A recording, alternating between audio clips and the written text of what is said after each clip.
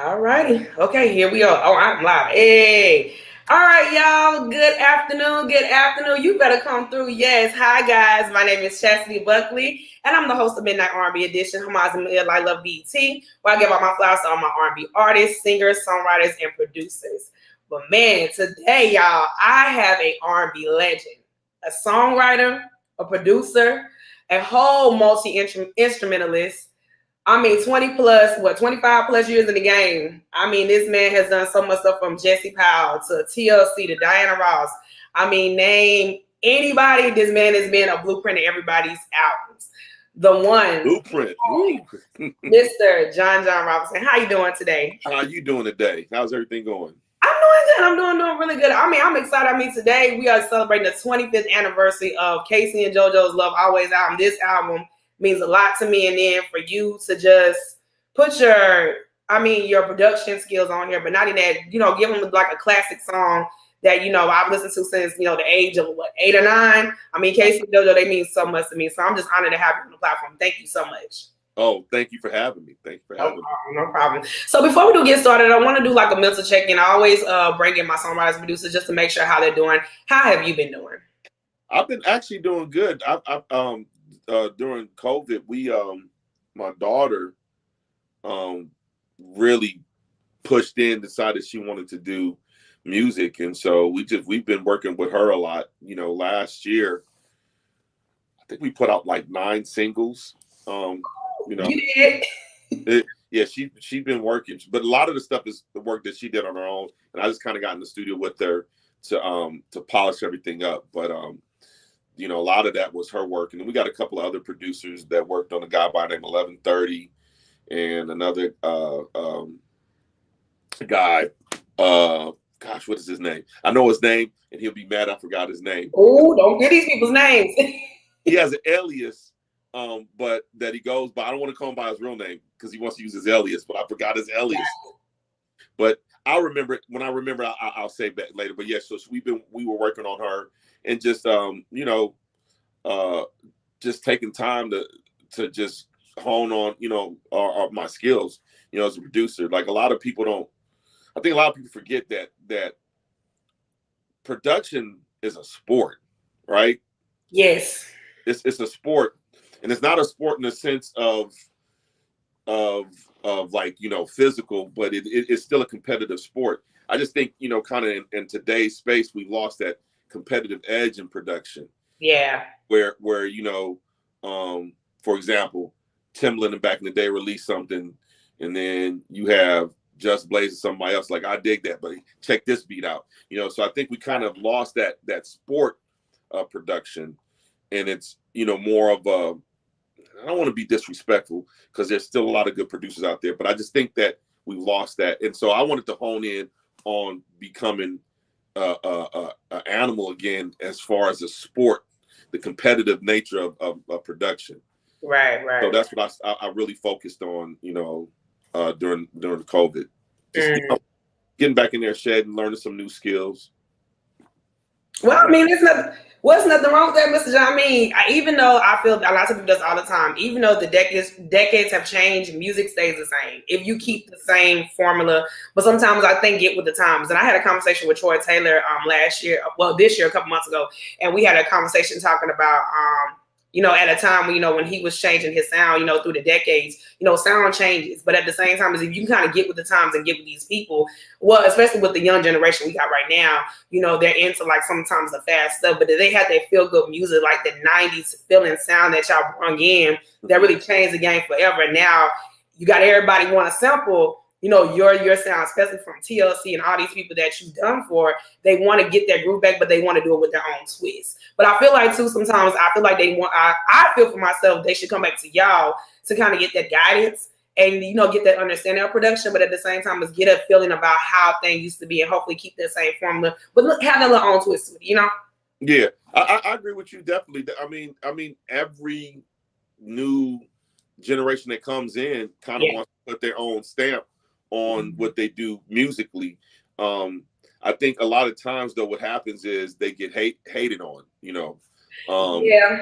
and so we just got to find a way as to where we can kind of get behind, each generation and, feed them information that we know and let them run with it and, and go with it. I think the only problem I have with music now is as far as sonically, it hasn't grown anymore. There hasn't been any more, or recently, there hasn't been any more groundbreaking sounds. I think the last groundbreaking producers that we had were Pharrell and Timbaland. I don't hear, producers that are pushing the bar forward as far as it comes to music, and that's what I think that we're missing in the space today. Right. I agree. I 100% agree. So definitely for sure, we're going to get started and we're going to get to know about you and who you are as a person, because everybody knows about some of the songs, but they need to get to know who you are. So, Mr. Robson, I wanted to ask you, I know you're from California. I don't know what city you're from, but I wanted to know, Inglewood. like California. Born and raised. Well, I was born in Inglewood. Oh, Inglewood up to no good. Yeah, and then I grew up in Carson for the first 9 years, and we moved back to Inglewood. So I'm born and bred LA. Hey. The hospital that I was born at it no longer exists. I don't even know the name of it. It was Daniel Freeman Hospital across the street from the Inglewood Cemetery, which is catty-corner to the Fabulous Forum. Oh, wow. Ooh, yeah. Wow. So things have changed. Wow. So growing up from California, I wanted to ask you, like, how was it, growing up there? Like, what was your influences for yourself? I know you were a self-taught pianist. I know you taught yourself piano. And I know you said Freddie P played a huge role in your life. And I wanted to ask you, like, how did you get that influence of music? And I know, how did you get that influence of R&B music, and what inspired you to do what you do? From the age of 3, music that I can remember. That's the earliest memory that I have. I've always loved music. Anytime there's a song that I love, that came on, especially 3, I would be in front of just directing, Yeah. That's what I used to do. Directing the music. And then I had an older brother who was an influence as well. He used to listen to Earth, Wind and Fire, all of these older bands, the Brothers Johnson, Parliament Funkadelic. So I had his influence with what he used to play. And as I got older, he would collect these CDs, tapes. And so I didn't realize he had all this stuff. So I was like 15, I want to say 15 or 16. And I was going through his credits. I said, can I listen to some of these? He said, yeah, just bring them back. And I just started going through, and it wasn't just R&B, hip hop. It was everything. It was jazz. It was fusion. It was rock. It was pop. It was country. He just had all these, and I just absorbed music, and I catered to music that had a melody and chords. So come on, melody. We don't got those no more. Yeah, well, we got melody. No, there's some artists that got some, like, you heard of Masego? Masego got mad melodies. Come on now. But I think the melodies from the 90s. That's why I guess I'm being biased on that. I'm being a little biased. Well, I think personally, and I'm a 70s baby. I was born in 1970, but I think that, and I love 70s music, but I think that the 80s kind of was the apex of, like, writing as far as good songs and things like that. Because a lot of the music, again, that we mentioned earlier, a lot of producers now are going back sampling ideas from the 80s and 90s. The 90s, I think, was the golden era. That was the tip top. But my favorite era is 80s. As far like our 80s R&B. Gap Band, Zap. You know what I mean? I agree, and that's what makes sense, and that's why I say each decade is influenced by something. And I know for sure it's crazy that you said the 80s. I know for you said that Babyface Lovers album really inspired you a lot. Why did that inspire you? And not even that, I know you had an encounter with Babyface, so kind of talk about that, and like what led you around you to why Babyface is such a huge influence on you. So back to my brother sharing music with me. I remember going through and finding that tape. And I was like, man, who was this corny dude with a Jerry curl with this fake prom background with some balloons? I don't even think they have that album cover in circulation. Like, he had some straight, some balloons, blue background in this suit. Yeah. Right? And I was like, who is this dude? And my brother said, hey, don't judge the album by its cover. You should check that album out. So I was like, I'll check it out. And I remember I was listening to it and was just mesmerized. But it was this song that came on called "I Love You, Babe," and it just, man, when I heard that, I was like, "Yo, who is this guy? I want to write with him. I want to learn from him. Whatever it is that I want to." It was just, I became an instant fan of Babe. There was at the time it was Babyface in L.A. I was like huge fans. I wanted to absorb everything that they did. Yeah. It was just sonically, songwriting was just something that I really had never heard before. Right. And so I remember, saying it to my brother. I was like, I'm gonna work with this dude. I didn't even know what a producer was. I just said it instinctively. And some years later, ended up meeting him and his wife, his fiance at the time, Tracy Edmonds. They were at this restaurant, or it was like a pub or restaurant called Larry Parker's in Beverly Hills. And I remember walking up to him. He was leaving, and I was like, man, I've never met him before, but I knew exactly who he was. I says, I'm gonna walk up because I might not ever see him again, just to tell him I'm a fan. And I said, hey man, I'm a big fan of yours, and I write and produce music. I would love to play something for you sometime. He said, and then Tracy's brother was there, Michael McCorn, and he said, yeah, give him your number. He'll reach out and blah, blah, blah. And so I played the music. The rest of the story is he liked what he heard, and that was that. And I feel like those encounters right there, and I'm so happy you said that, because you took a chance on yourself and you really, really felt in your heart what you believed in. But I feel that's amazing. A lot of I had an interview with John B. Lasher. He said the same thing. Babyface was a huge influence on his life. I hear a lot of songwriters and producers say that Babyface plays a big role on production, the songwriting, but just like you said, melodies in general, because when he did, like you said, Lovers album, that was very impactful. Being with Adele, like stuff like that really just takes you back in time of how he was going to transition as an artist. And that New Jack Swing era, he just went dominated. So I get and understand why you said that Babyface was a huge influence for your life. So being with that, did you get a pub deal with Babyface? Like, how did it get your start with you getting on as your friend? There's a cautionary tale in here, right? And I like to share, when I make mistakes, to share with other people. Yeah. But when I met him, I knew nothing about the music business. I knew nothing about business. I was just a young, I think 20 at the time. And a lot of 20-year-olds are a lot more savvy now than I was. Let me speak for me. I'm not going to speak for other 20-year-olds at my age. I was not as the savviest person. Wasn't that I was dumb. I just didn't know business. Yeah. And so I remember going to me, said, yeah, I want to sign you to a publishing deal, blah, blah, blah, blah, blah. And I remember going down to meet with him and Stephen Barnes in Beverly Hills, Rodeo. It was raining that day. I remember that because I had to catch a bus. I didn't even have a car. So, wow. So we get in the meeting.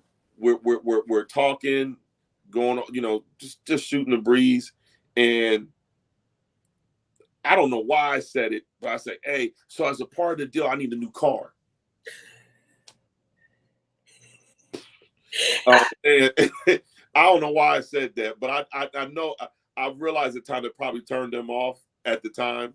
And so this is before we started working together. Right. And so they just decided not to do the deal. So I was networking at the time.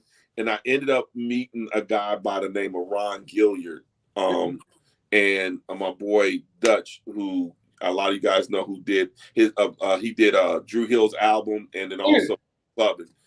And I met him and Damon Hall, and so Damon Hall was like, "You Babyface is about to sign you too." I said, "Yeah, that deal kind of fell through," and he's like, "Yeah, I'm gonna sign you." So then I was working, but I didn't sign with Damon either. Oh wow! So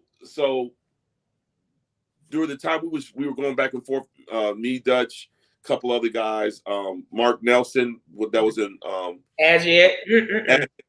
Boys Man, but he was in between both those groups. So it was Mark Nelson, this guy by the name of Ricky Jones, me and Dutch, and we were writing at the time.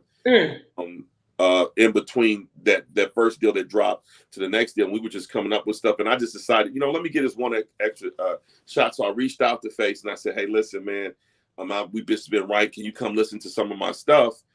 Check out what we've been doing, and maybe we can revisit that deal. Now, prior to that, I was offered a deal through Chrysalis, another publishing deal. So it's the third publishing deal I was offered. And it was a sizable deal. Right. So I remember talking to Ron, and I said, hey, Ron, we were about to do the Chrysalis deal. They sent the contract and everything. But I said, man, I told him, I talked to Face. I said, I wanted, to see what that looked like. And so the deal actually ended up being with his wife, Tracy Edmonds, newly formed label called Yab Yum. Yab Yum. Mm-hmm. And they said, we're forming this new publishing company, production company, and I want you to be our first, writer that we signed. So I went to Ron and I said, man, this deal is not for a lot, at least not as much as the Chrysalis deal was. The Chrysalis deal, I think, was a 6-figure deal. Ooh. But so Ron, in his wisdom, said to me, well, you can go do the Chrysalis deal, but you'll miss out on the lessons that you'll learn from that legend, Babyface, or you can go right with Kenny and learn from him, and what you do will far surpass the Chrysalis deal. So I thought about it for a while, and when you broke, you from Inglewood. Anything. So I wanted to work with Face. I'd always dreamed of working with them, but that money was talking. And Ron, in his wisdom, he killed the Chrysalis deal, and said, no, we're gonna go ahead and take care of this Face deal. So I ended up signing with him, and what he said ended up being true. It was learning from Kenny was like one of the best experiences I had, because I got to see how he wrote, how he approached music, how he produced, what was produced, and what really was production. To learn all of that working with him, and learning about the fairness in writing. One of the things that I remember, and I always take this into my sessions, is how fair he was in writing when he didn't have to be. Come on. You know what I'm saying? That's you talking about Face, who had hits under his belt, smashes. And he was off, coming in and say, yeah, we're going to do this 50-50. Every song that I wrote with Face or produced, it was 50-50. So he's always generous at, that way. So like when I write with writers, because there's writers out there who are greedy. I don't have tolerance for writers who are greedy. Because if you're a writer, you got songs in you, right? So one song, if you being fair with somebody, is not going to, hurt you or harm you. Yeah. I love that, John, that you talk about that, because we talk about, and like I said, I always keep it 100 on my show. I always keep it real, because I want people to always, open themselves to how this industry is. You know what I'm saying? And I love that you talk about Babyface, because I hear this all the time about Babyface is really, really good people, but he's about the business, and he makes sure that, hey, you do what you got to do. I'm going to be fair with you, and, make sure that everything is done. And I love that, that Babyface is not one of those, because like you said, he could do his stuff, whatever he wants to, and just keep anything under his control. But I think with Babyface kindness and what he has done for this industry, and he knows how this is at the same time, is he wants to see up and coming artists, and not even themselves, like to make something out of themselves. Like I can teach you, like I said, I'm be the teacher, you're the student, but at the same time, just learn from what I did and grow from it. And I love that about what you said about him, because people don't talk about him being the teacher and teaching people how to do music, Yeah. And his way he taught was, you watched. He said, you come up to the sessions every time you want to, and he would explain certain reasons of why he did stuff. But it was more so watching the process, right? And allowing his playground to my TV show. You know what I mean? So I would be in the background just watching and intently watching how he worked with the vocalist. He makes vocalists feel mad secure, you know what I mean? Because, and confident in how he approaches it, when you're writing, he doesn't ever say, man, that's garbage. When we were writing, I knew something was garbage, but I would just throw it out there anyway. You never know. He's like, oh, that's cool. Yeah, let's let's put that over here. Let's see what else we can come up with. It was always encouraging, writing with him. So you grow. You don't inhibit people when you always, tell them, all right, that's cool. Let's see what else we come up. He knew how to push. He's a good, coach as well. So, that was a great experience. Oh, that is so great. And so with this, and I'm starting to get the timeline. So now, since you got with Yum Yum and Babyface, your first placement was in '94 with El DeBarge. And when I listened to that song, it sounds like "Can We Talk?" And I'm like, wait a minute. I'm like, this sounds like "Can We Talk" type of S, but it's so dope because how was it like, getting your first placement with El DeBarge, but not even that, like your song being on his, on his album? Well, actually, this song was inspired. So my aunt ended up, she had passed, and so I just got home from the funeral. And at this time, Kenny had lent me some of his gear to work with. I came up with that track. I was just mourning the loss of my aunt. I came up with those chord progressions, and I remember getting with him. We had went to. He took me to skiing with the family in Tahoe because he found out I could ski. So he said, "Hey man, remember that track you played? Play that track again. Did you bring with you?" I said, "Yeah." He said, "Sing it with me," and I sang the melody. He said, "Never sing that melody." He said, "Never sing that melody again." I'm not going to tell you the melody I sang. And I was like, "Word?" He was like, "Yeah. So the reason why I said that is because it was like almost identical to All This Love. Oh, okay. And the chord progressions were very Marvin Gaye-ish, the way that they moved. Yeah. So he said, "Let's work on the track." And so let me backtrack a little bit. Okay. I used to, my first mentor was Freddie Perrin. Freddie P. He played Hebrew, bro. Those who don't know who Freddie Perrin is Freddie Perrin was a part of the corporation, which was Berry Gordy, the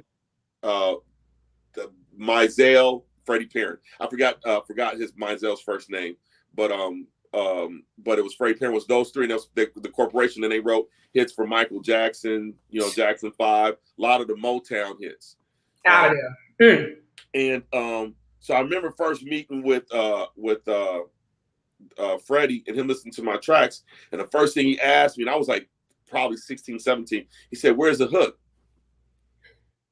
I was like, "Where's the hook?" Like, I'm like, what's the hook? He's like, says, "When you go fishing, what do you use to catch fish?" I was like, "A hook." And I was like, "Oh, like I told you, I was, when it comes to the businesses or something, I didn't know that much. Right. Back then. And I said, "Oh, I get it." Well, I said, "That's the hook."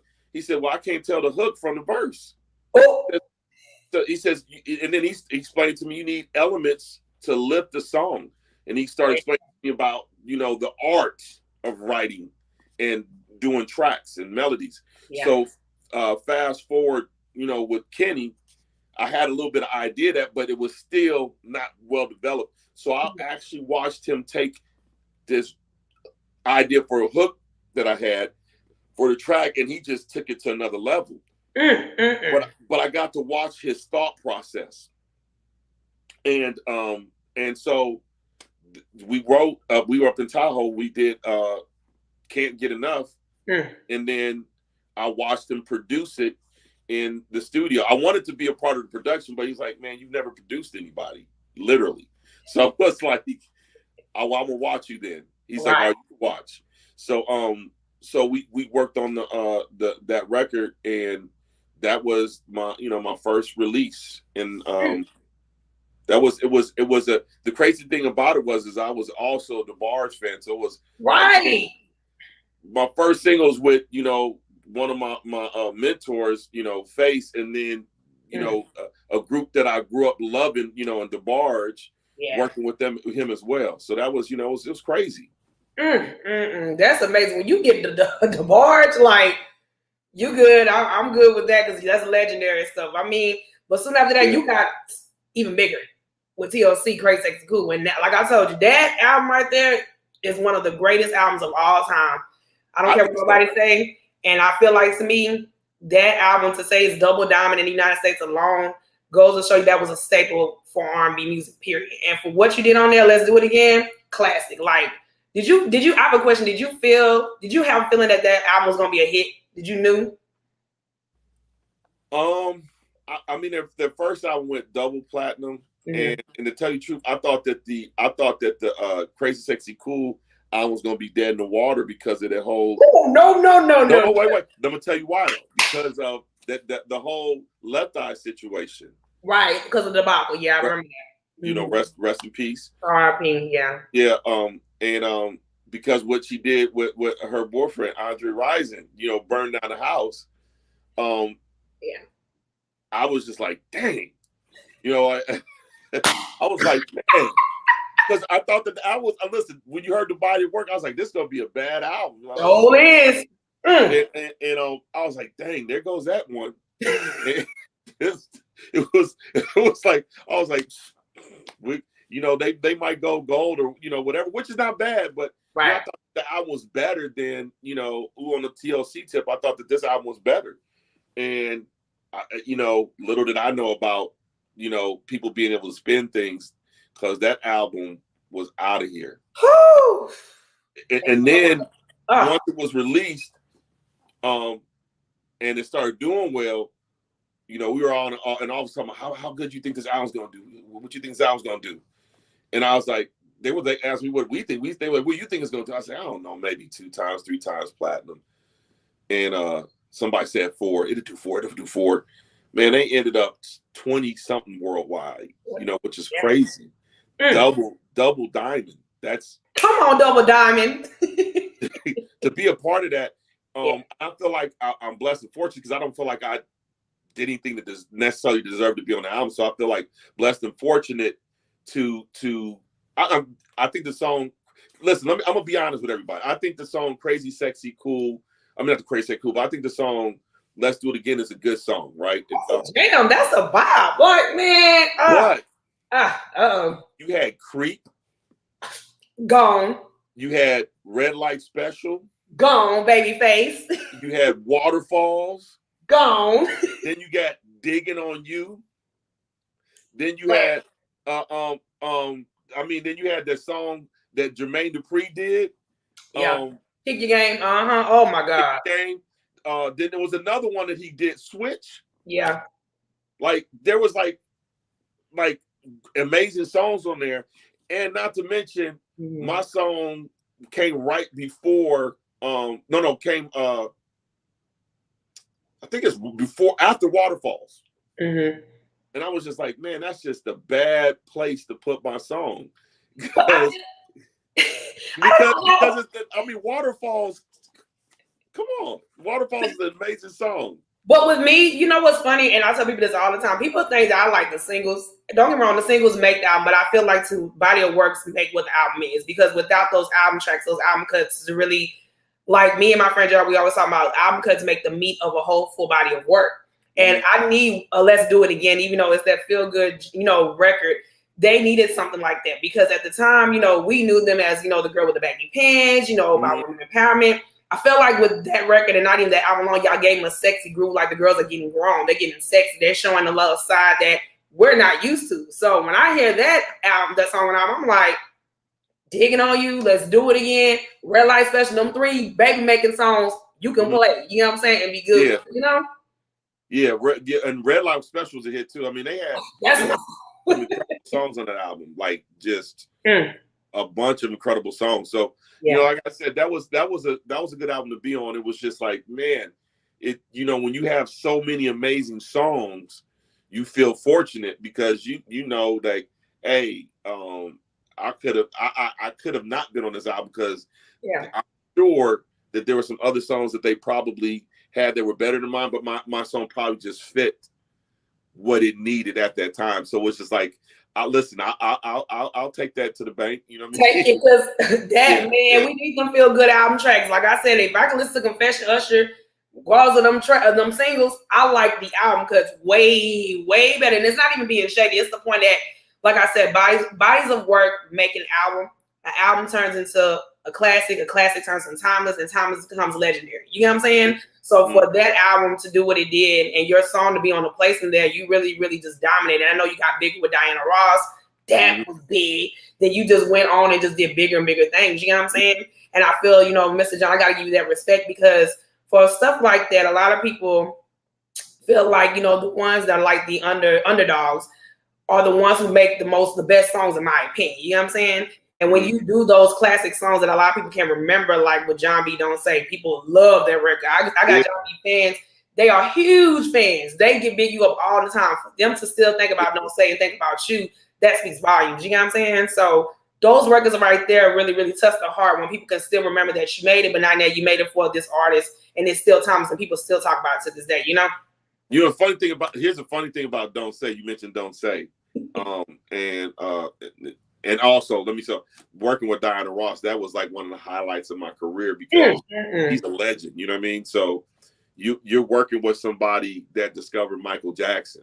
That part. So it was like, hey, that was, she didn't discover him, but you know what I'm saying? She introduced them to the world. But the Don't Say record, which I wrote with Mark Nelson and Daryl Spencer, that originally wasn't for John B. What? Oh, no. Listen, who was going to cut that record? Ray J. Ray J? And Ray is my favorite artist in the world. Are you serious? Ray J was going to cut the record, and Daryl Williams, who was working with Ray J, he was his A&R. I believe they were at East West. He was signed with East West with his sister, Brandy. Wow. He comes to the studio, comes up to the work, and his mom Sonia's with him. Yeah. And so I wasn't fairly known, so she's like, "Who are you?"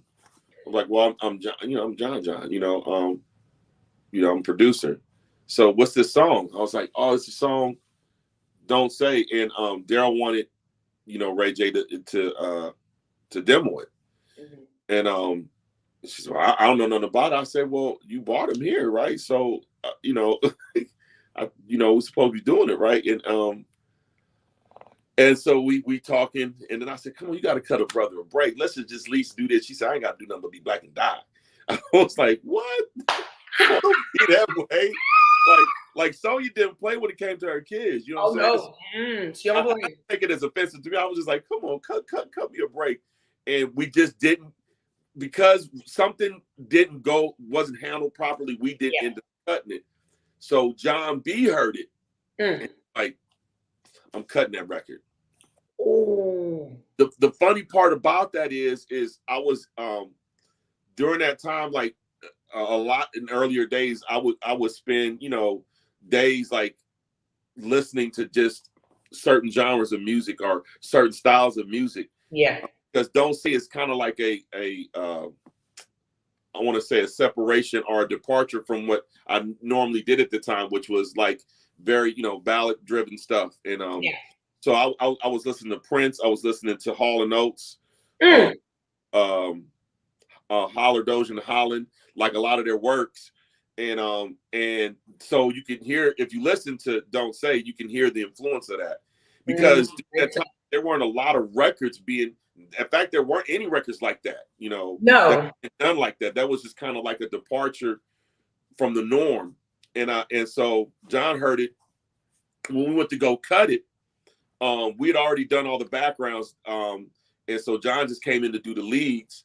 And so John comes, he's like, "Hey man, my voice is really hoarse right now," because I was swimming. And I said, "Nah, I think that might work in our favor." He's like, "Well, how you mean?" I said, "Because I'm hearing a rasp in your voice that you don't normally sing with, and I think that this record needs a little bit more of an edge to it."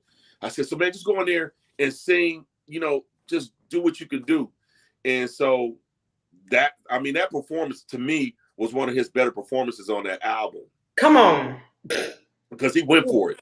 He went for it. It was like I just really sat back and was just press and play and record and stop. And John was just going off. He just went off.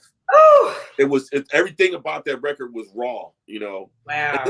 this was without, we didn't have auto tune at that time. No, everything raw vocals, real. Raw vocals, so you had to put in the work back then. Yeah. That's what I miss about working back then, is you had to put in the work. Yeah. It took, took time to get that performance from the vocalist. So yeah, so those are two things about that record. One, it wasn't for John B, it was really for Ray J. And two, his voice was literally almost gone when he sang that. That's not like what K's missing you. When his voice went out, he had that same problem. But I feel like when those things happen, that's what makes a record, because people think they have to be so perfect on a record, but sometimes that's not the case. And things like that happen. You put a little edge to it, a little twist. I mean, don't say it's just one of them dope records. We did that for my battle last year with John B versus Donnell Jones, me and my friend JR. And I think that did win on our battle. We did pick that song to win. Shout out to everybody who voted for that song. That is one of my favorite productions. It's a friend of mine who was real good friends with Shaq at the time told me, like, yo, Shaq got your song on his answer service. I wouldn't be surprised. And I was like, no, he don't, man. You don't have to come on, man. You don't have to be big me up, lying me like that. And then called and said, listen.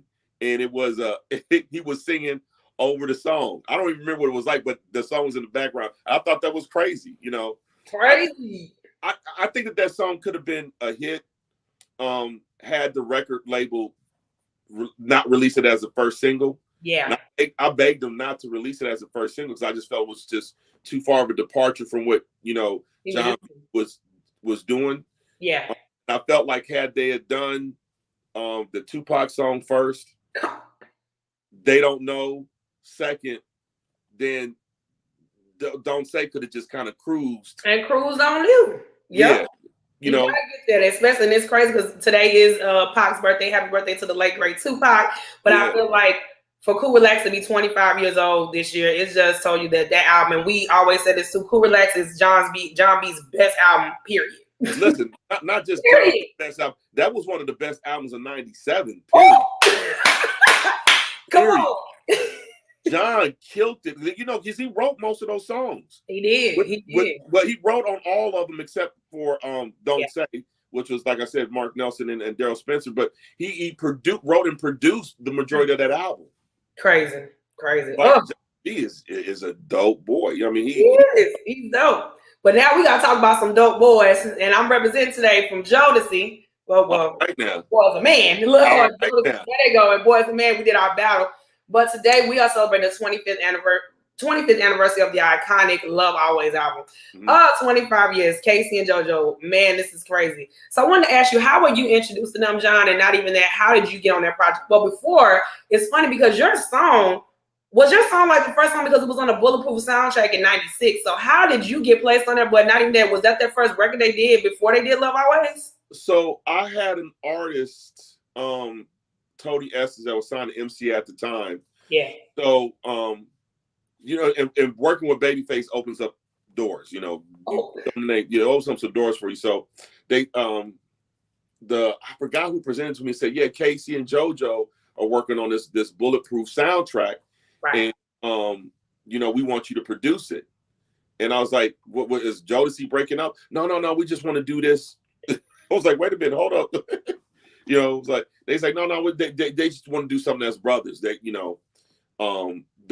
never had issues like that. And so the action was, I was the first producer to work with them outside of Jodeci.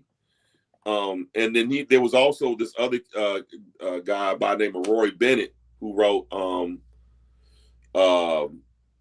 My Life. And it was there was another record that he wrote, and another rest in peace to him as well, because that song, listen. I didn't even know he passed. Oh my God. I did not know he passed. Oh my God. It's been a couple of decades. He's been gone for a while. But but he had the thing was kidney failure.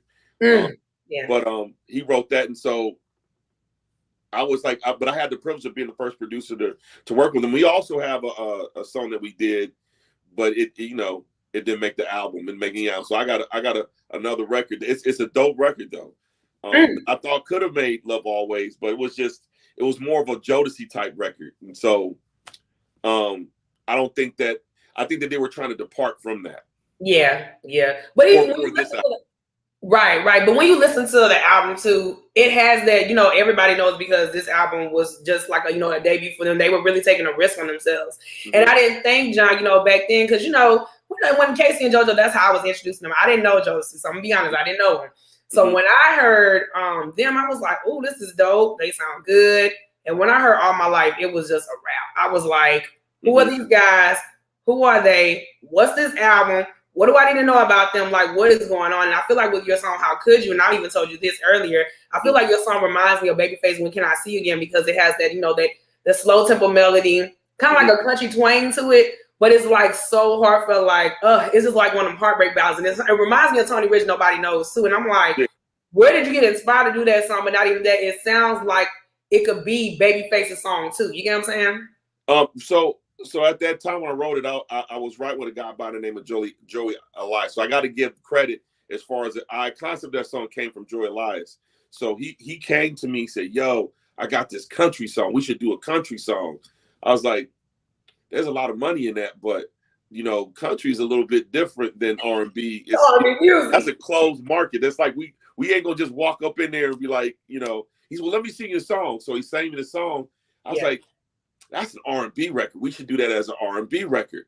So Gloria Stewart happened to be sitting in the session with us, and so he sang the song. I was like, let's do. So I started working on the track, and while I was working on the track, they wrote the first verse. I was like, oh yeah, Joy, put the idea down real quick. So he put the idea down and says, yeah, we just need to come up with the second verse. I was like, all right, just spin it back around. Let me listen to it real quick.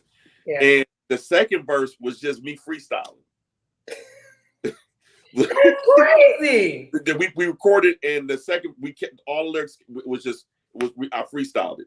So it was just one of them records, and every record don't work that way. It was just one of those records that happened to work that way. And we finished that song, and I hate saying this because when people say, yeah, I wrote that song in 5 minutes, I'm like, yeah, it sound like it.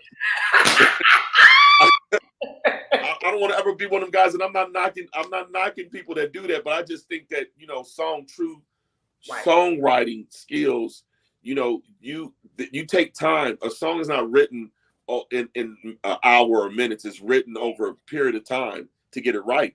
Yeah. So, but I think we finished that song in the track because it just everything, was just synergistically working. I think we did that in 45 minutes. It came real quick. I'm talking about the whole song, verse. That's crazy. Second verse, the bridge and everything. So that was a fun session too, and it actually ended up writing 3 or 4 songs that day. That's crazy. I mean, that is a beautiful, beautiful ballad off the album. But I just feel like when I listen to Love Always, it's very romantic ballad-esque. And I understand what you were saying, like with K-Ci and JoJo, when they was starting off, becoming a duo, they talked about, they really wanted to make, romantic love music. They were trying to get out that Jodeci-esque, and I know they were talking about how they wanted to dedicate this album to their mother. And, really plays a huge role, because she's definitely a Christian, and they wanted to kind of get in the realm of like, we always say babyface songs in some type of way. But when I look back at this album too, it was really monumental at that time because you had Last Night's Letter. It was cool, but I feel like with All My Life with them, it just took them in overdrive. Yeah. And I noticed that, when we just talked about how you felt like cool, relax, you got to give a start to an album. You have to give the edge and it starts rising. But I feel like, when we got the third single, All My Life, it just took Love Always in overdrive. It went straight to the top. It peaked at number 6. It peaked number 6 on the Billboard 200, number 2 on the Billboard R&B charts. So when that happened, I was really proud. But now the album went triple platinum less than I think a year and a half or something like that. That was huge. It's so quick. It sold really fast. Yeah. And I feel like All My Life was that record, but not enough for your song to be on the track. Which I love that gives that R&B, that country sound, that tempo, but not even that. It gives them those records, make it feel good records. Because I know I love Ballad. I love For Love For You. I love those records that really bring that, that R&B-esque to K-Ci JoJo, but they still have that Jodeci too. You know what I'm saying? Because Devontae Gets in the Waiting, which is one of my favorite songs off the track. But I feel to me that Love Always really put them in superstar status because they wanted to be, I think they wanted to cross over, in my opinion. And I feel like y'all did this with Love Always. Yeah, that definitely gave them that crossover appeal. It was a rap. It was a rap. They I mean, and I think it was the next album they did was 10. It's Real. No. What was it? Was it again? Say it again. You talking about the sophomore album? Is Real, the real one? The real album? The real one. I'm thinking of the one after. Yeah, that's the one. Yeah, then Roy Bennett did another song. Tell Me It's Real. The lead singer. Yep. That's my second favorite K-Ci and JoJo song. Oh, that if it had to be those two in All My Life, I don't know. Sometimes I like All My Life, but then Tell Me It's Real. Perfect, beautiful ballad songs. But I just feel like, John, what you did I'm so proud that you did. You gave K-Ci and JoJo a chance. I don't even know if people wanted them to like break up. No, it's the other way around. They gave me a chance. Y'all both gave each other a chance, but I love that you did this for them because for me, without you putting them as a duo, I don't think I would have discovered Jodeci like that. You know what I'm saying? Yeah. Well, I can't take the credit for that. That was MCA's thing and what they wanted to do as brother, K-Ci and JoJo. But I mean, really, in all honesty, they gave me the opportunity to work with them because they were already in their time before me working with them. They were like 4 albums deep, 3 or 4 albums deep already. Yep. And so the fact that I'm a fairly new producer at the time, I'm only been in the game probably when we did that 4 years, and for them to give me the opportunity to work with them and trust. Like again, working with Babyface gets you in some doors, because when Face vouched for you, most people, he's not gonna put out his neck out on the line if you can't, follow through. And so that was a big, boost for me as well. Yeah. But I delivered on the production and and that kind of stuff, and they did well on that song. Did they? It went number 3 in New Zealand, so you got a lot of credit, sir. To get that. I appreciate it. My whole thing when stuff, I'll say this because there's a lot of great songs that aren't hits. Come on, I agree. And so as a songwriter, you can't take credit for a song being a hit. You can take credit for a song being good, but you can't take credit for it being a hit because there's factors that are involved that have nothing to do with you, like listeners. Yeah. So I think that the fans that recognize and cater to those songs, and then you got the marketing team at the labels that have their part to play. Those are the people that really kind of get overlooked because it's the fans that really, if a fan ain't buying your album, if they're not streaming your album, it's not. Just on the show. Yeah. So again, I'd like to think that I'm a good songwriter and producer. I'm good at what I do, but I mean, the fact that you sitting here and talking to me is the testament of people going out and buying the music. And so that's what I'm appreciative of. That part. And that's why I said, John, like I said, for this album to be 25 years old, it just go to show you it speaks volumes. And not even just that, I feel that K-Ci and JoJo, when they did this album, it showed that they proved they can stand the test and they can cross over. You know what I'm saying? They had that crossover appeal. And being along this album to go triple platinum, like, how did you feel when it went triple platinum? Were you excited for them, or like, how did you feel that when they went triple platinum? I was excited to be on the album that went triple platinum. You know what I mean? I was like, what? It was kind of like, and during that time was a certain pocket of time that most of the albums that I was working on were doing big numbers. I was just fortunate to be in the right place at the right time. That's true. I had a little, inertia going for myself where my name was coming across people's desk and everything, and so that helped. I can't, again, it's just the blessings from the Most High, and then me having an opportunity to work with Face that just gave me that opportunity. So I'm really grateful to work with him, and I cannot, and I know we talk about Face, but I cannot not mention Tracy, because I was signed to Tracy at Yab Young Records, and I have to give her props because she was the one that took a chance on me, and she didn't have to. Yeah. It was her thing. And she was the one that signed John B. Yeah. Mm-hmm. Sure they did. She's a good businesswoman a lot and needs to get that credit for being the type of businesswoman she is. Yeah, she definitely is. And I'm just super proud. And I just can't believe, we are just celebrating this album and just so timeless. And I'm just so proud of you. And I want to ask you, if you had to describe one word about K-Ci and JoJo's timeless album, Love Always, what word would you describe it? Classic. Come on. Classic. I mean, every now and then I'll go back and listen to projects that I worked on and just listen to it to enjoy it, right? Yeah. And I mean, that's a great album. And I mean, shout out to like some of the producers that worked on that album. Skip Scarabo, yes. Laney Stewart, Babyface, myself, Gloria Stewart wrote some songs on that record. Rory Bennett, all the people that were on there. There's a lot of other writers on there, but I just want to give them a shout out too, because they without them, there would one song doesn't make an album.